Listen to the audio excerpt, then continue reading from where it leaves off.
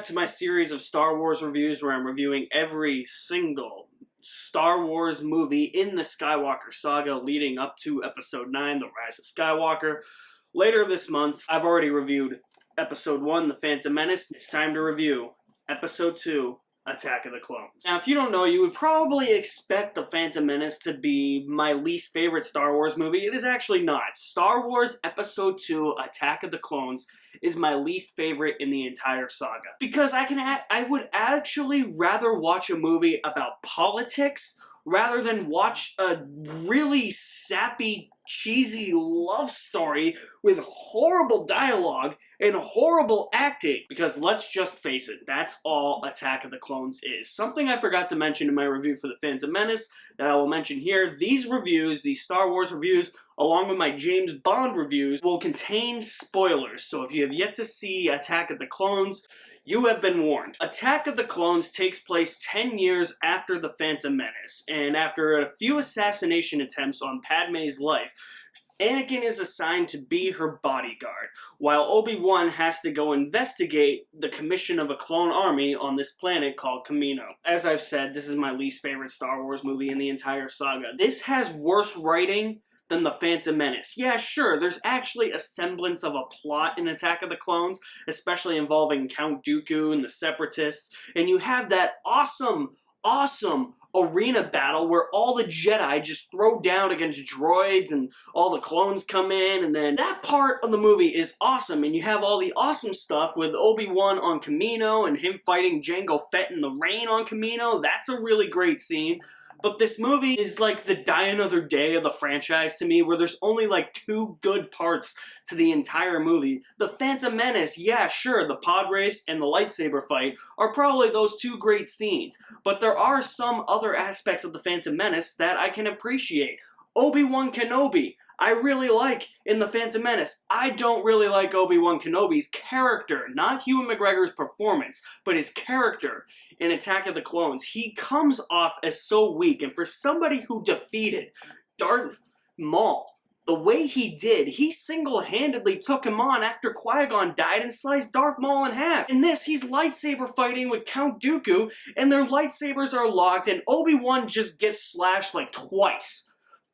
I'm like, how do you go from slicing Darth Maul in half to getting slashed twice in a lightsaber fight? And I'll get back to that lightsaber fight in a little bit, because it's one of the worst lightsaber fights. Screw it. Let's just talk about the lightsaber fight right off the bat. I know, I'm going to jump around a lot in this review. It's going to really not make that much sense. It's not really a cohesive review, just like how this movie isn't a cohesive movie. Well, let's talk about that lightsaber fight, because the lightsaber fight in The Phantom Menace, while it was interrupted by stupid stuff, it was a really entertaining fight. It was actually a well-choreographed fight, and you saw the fighting style of the Jedi and the Sith. But I feel like George Lucas in this, he tried to top that. It's like, well, how do I top that? I don't really think I can, so I'm just gonna have them twirl their lightsabers around like this, like it's a fucking light show. The Obi-Wan and Dooku part, aside from Obi-Wan getting slashed twice like a little bitch, it's fine, but when Anakin starts fighting Count Dooku, it becomes completely senseless. It's just them going.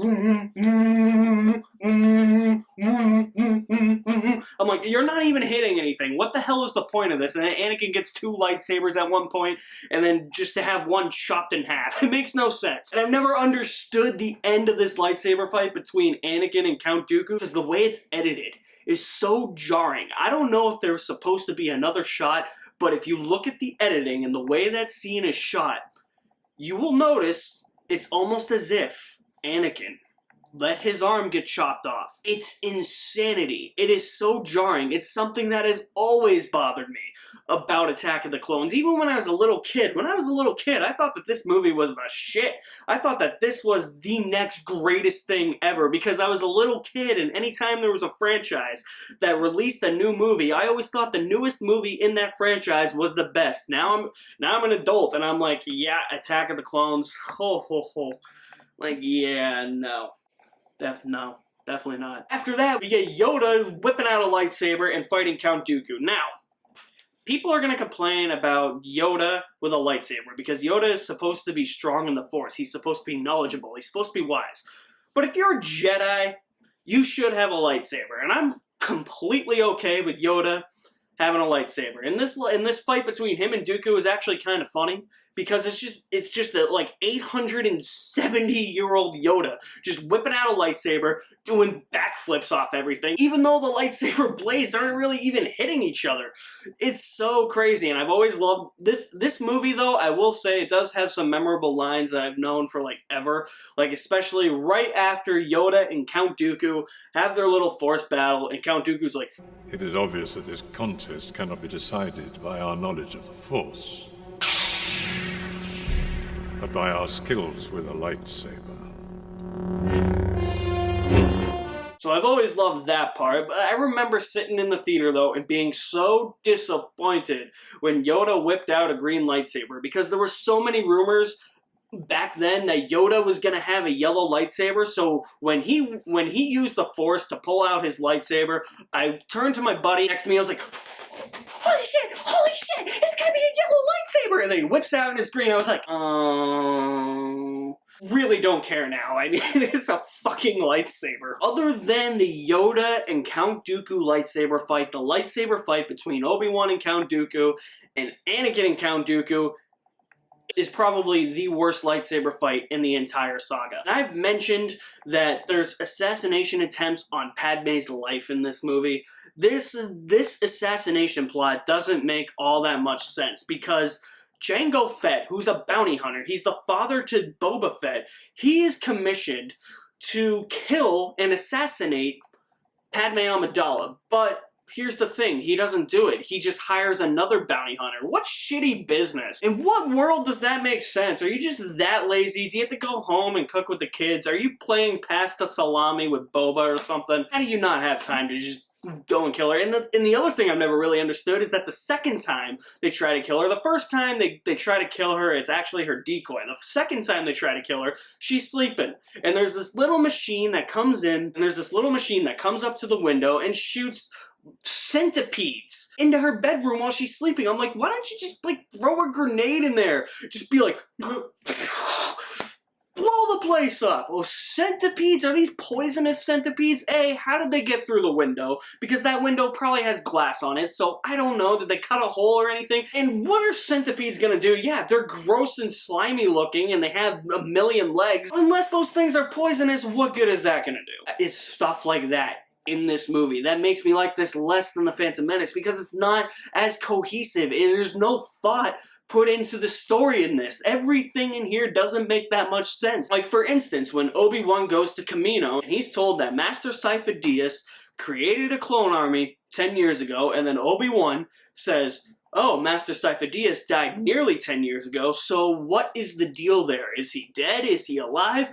More conflicting information, just like in the opening crawl of Star Wars Episode 1, where it's two Jedi Knights and Obi-Wan is actually a Padawan. This is another instance of bad communication of George Lucas's storytelling to the audience. It doesn't make that much sense. But the Kamino stuff I actually really like. That Obi-Wan and Jango fight is actually really good. It's very well filmed, and just watching Obi-Wan get blasted back and forth and, you know, kind of going hand to hand, he just does like that crazy kick.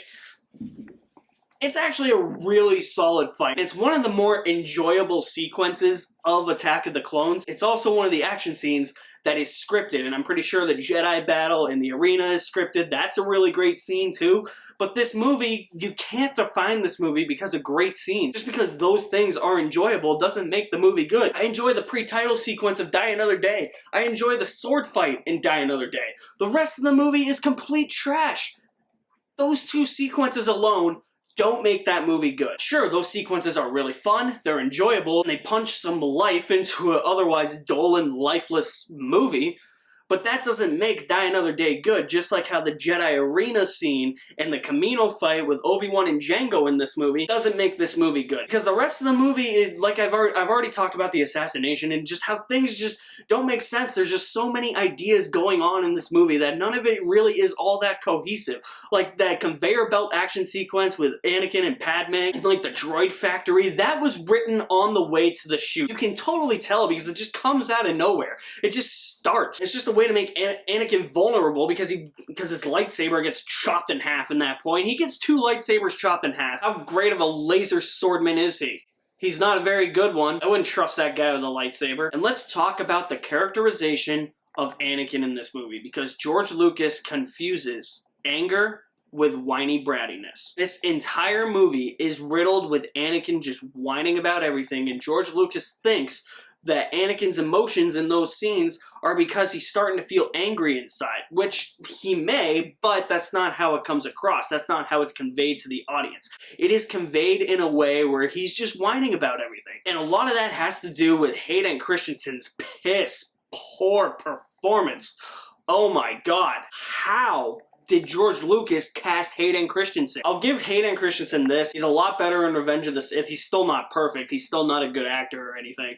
And I kind of hope he gets the chance to redeem himself in The Rise of Skywalker. I hope Anakin's Force Ghost is in that, because I do want to see Hayden Christensen play Anakin one more time and hopefully redeem himself and prove himself to the Star Wars fans. But his overall acting chops are not very good, and his performance, as I've said, in this movie is piss poor. His line delivery is awful. Only scene where I see how evil Anakin can actually be is when his mother dies after she was sold to the Sand People as a slave, and you just see his facial expression, which isn't good acting. This is not what I'm commending in this scene.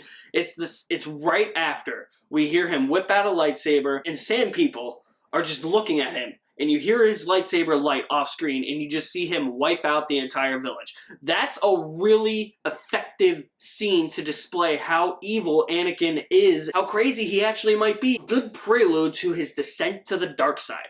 I've always loved that part, but it's after that, when he's talking to Padme. He's like, I should be the most powerful Jedi ever. George Lucas rolled with this. Who wrote this dialogue? Oh yeah, it was George Lucas. Who directed this movie? Oh yeah, it was George Lucas. Who casted Hayden Christensen? Oh yeah, it was George Lucas. Because Hayden Christensen just keeps going on in that scene after Padme's like, well, you're not all powerful. Well, I should be. I killed them. I killed them all. But not just the men, but the women and the children too. I hate them. Yeah, he does this weird thing with his lips where he's like, he starts whining and then his bottom lip just keeps like moving like he's about to cry. It makes no sense. It's so bad. It's so cheesy. Okay, and this whole section of the movie where he's assigned to protect Padme. Okay, smart idea. And I get, you're trying to hint at there being a romance, but when did this rule that Jedi can't date or fall in love ever come into play before this movie? It's like all the fans complaining about Force connection and Force projection in The Last Jedi. It's like you're complaining about that, but you're not complaining about somebody being able to shoot lightning out of their fingertips in 1983. Doesn't make that much sense. But this is a little overboard, because how do Jedi procreate? Like, how do they come into existence if they can't love? It makes no sense. I don't get it. I buy Force projection, I buy Force connection, I buy that you can now move matter with the Force. I love how they did that in The Last Jedi, because it's an expansion of the lore. This is an expansion of the lore, but it's an expansion of the lore that doesn't make any sense whatsoever, because you gotta think about it. If Jedi can't boink each other, how do they procreate? How do they reproduce? How do Jedi come into existence? Are they all just midi-chlorians? Are they all just created from the Force? I don't know. And this whole plot line is just full of cheesy love dialogue that nobody says. Padme's outfits, honestly. Look, Natalie Portman's a great actress. I have all the respect for Natalie Portman. I respect that she's coming back for Thor Love and Thunder after she said she didn't want to be a part of it. She's a great actress.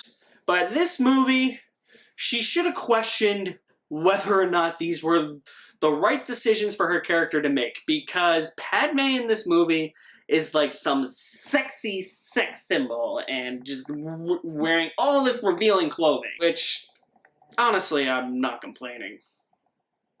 Because, yeah, I like that. I even liked it when I was 8 years old.